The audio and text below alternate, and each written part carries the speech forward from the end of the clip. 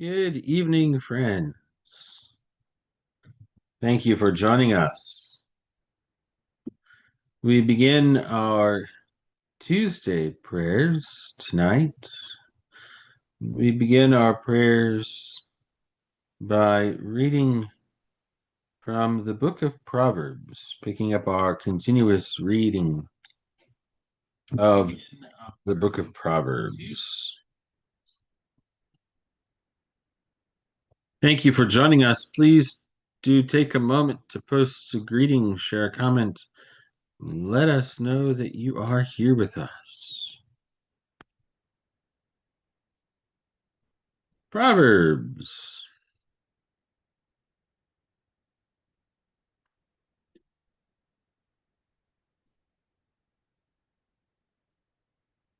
So here's the big picture on Proverbs. We are in this middle section, chapters 10 through 29, hundreds of ancient proverbs dealing with all sorts of manners of things.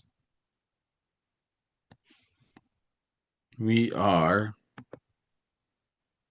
in chapter 14.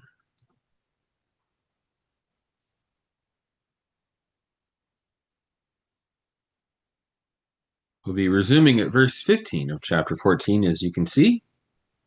Good evening, Linda.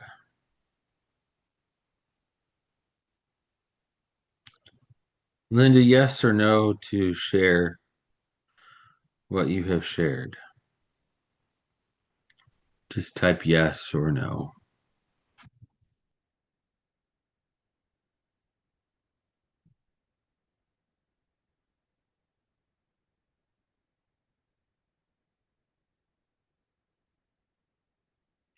Okay.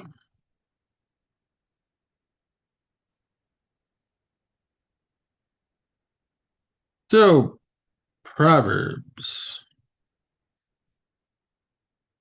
Yes. So, the answer is yes. Linda is joining us, but Linda is presently in a room that I know very well, the family support room in the ER, in the place that I once served as a chaplain. Don had a significant fall, and Don, as we speak, is in the trauma bay and having a trauma assessment with some significant bleeding from the head. And so tonight, as we pray, we hold Dawn and Linda both very near to our hearts and in our prayers.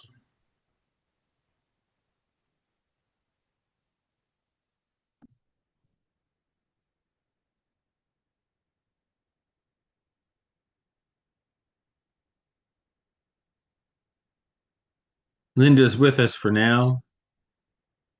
Probably will be with us through the whole time that we're reading, maybe, maybe not. We'll be doing evening prayer after this on another live. I suspect we will not see Linda for the actual evening prayer live after this, though.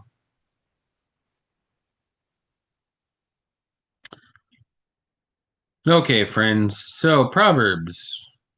I'll be reading from the left-hand column, which is the complete Jewish Bible. In the right-hand column, you see the text as it is found in the New Revised Standard Version Updated Edition. So we've got a Jewish Bible and a Christian Bible side by side.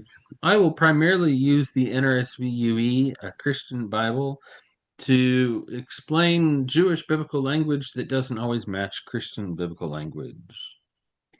Good evening, Mom.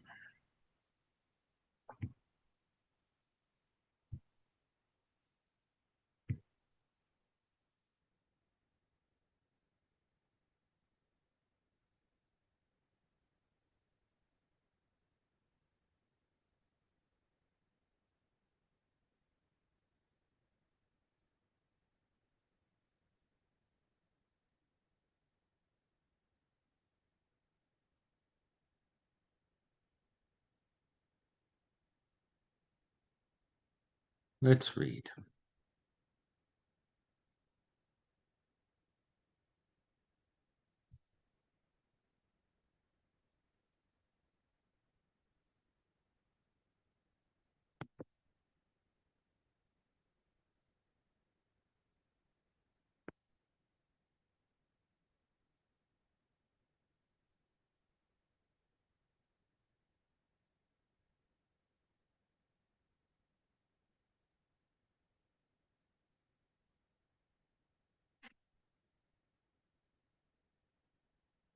Or what verse are we at again? 15. Sorry, I'm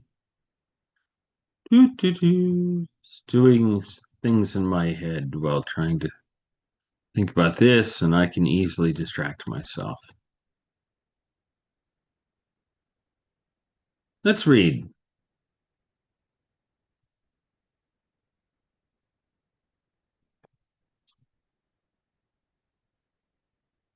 One who doesn't think believes every word, but the cautious understands his steps.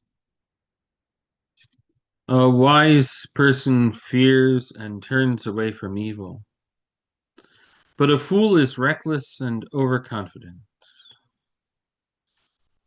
He who is quick-tempered does stupid things, and one who does vile things is hated. Thoughtless people inherit folly, but the cautious are crowned with knowledge. The evil bow down before the good, and the wicked at the gates of the righteous.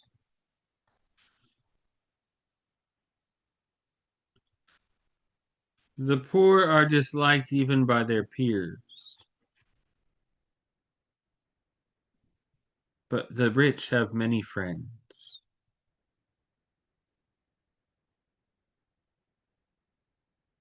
He who despises his fellow sins, but he who shows compassion to the humble is happy. Won't those who plot evil go astray? But grace and truth are for those who plan good. In all work there is profit, but mere talk produces only poverty. The crown of the wise is their riches, but the folly of fools is just that, folly. A truthful witness saves lives, but a liar misdirects judgment. In the fear of Adonai is powerful security. For his children there will be a place of refuge. The fear of Adonai is a fountain of life, enabling one to avoid deadly traps. A king's glory lies in having many subjects. If the prince's people are few, it is his ruin. Being slow to anger goes with great understanding. Being quick-tempered makes folly still worse. A tranquil mind gives health to the body, but envy rots the bones. The oppressor of the poor insults his maker, but he who is kind to the needy honors him. The wicked are brought down by their wrongdoing, but the righteous can be confident even at death. Wisdom is at rest in a person with discernment, but in fools it has to call attention to itself. Righteousness makes a nation great, but sin degrades any people. A king shows favor to a servant with good sense, but his wrath strikes one who shames him. A gentle response deflects fury, but a harsh word makes tempers rise. The tongue of the wise presents knowledge well, but the mouth of a fool spews out folly. The eyes of Adonai are everywhere, watching the evil and the good. A soothing tongue is a tree of life, but when it twists things, it breaks the spirit.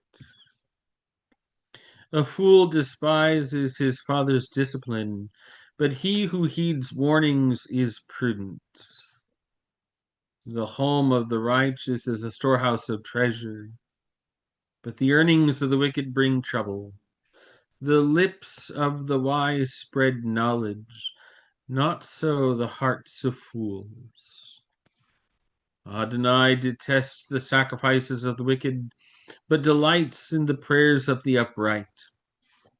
Adonai detests the way of the wicked, but loves anyone who pursues righteousness. Discipline is severe for one who leaves the way, and whoever can't stand correction will die. Sheol and Abaddon lie open to Adonai. So how much more people's hearts? A scorner does not like being corrected. He won't go to the wise for advice. A glad heart makes a face happy, but heartache breaks the spirit. The mind of a person with discernment seeks knowledge, but the mouth of a fool feeds on folly. For the poor every day is hard, but the good-hearted have a perpetual feast. Better little with the fear of Adonai than great wealth coupled with worry. Better a vegetable dinner with love than a stall-fattened ox with hate. Hot-tempered people stir up strife, but patient people quiet quarrels. The lazy person's way seems overgrown by thorns, but the path of the upright is a level highway. A wise son is a joy to his father, and only a fool despises his mother. Folly appeals to one who lacks sense, but a person of discernment goes straight ahead. Without deliberation, plans go wrong, but with many advisers, they succeed. People take pleasure in anything they say, but a word at the right time, how good it is. For the prudent, the path of life goes upward, thus ye avoid Sheol below. Adonai will pull down the houses of the proud, but preserves intact the widow's boundaries.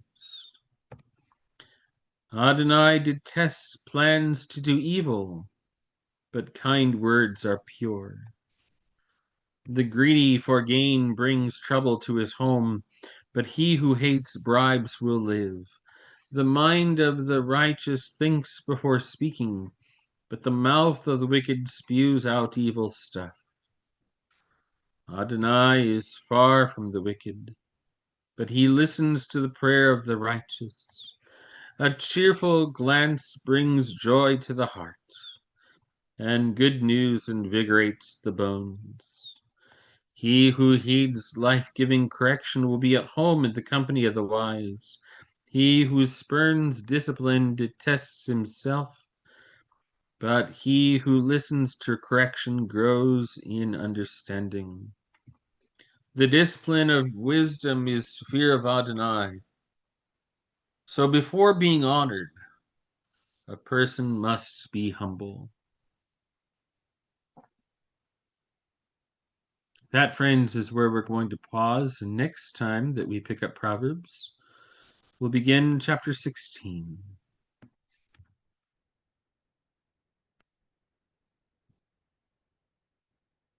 Thank you for joining us as we have read from Proverbs tonight.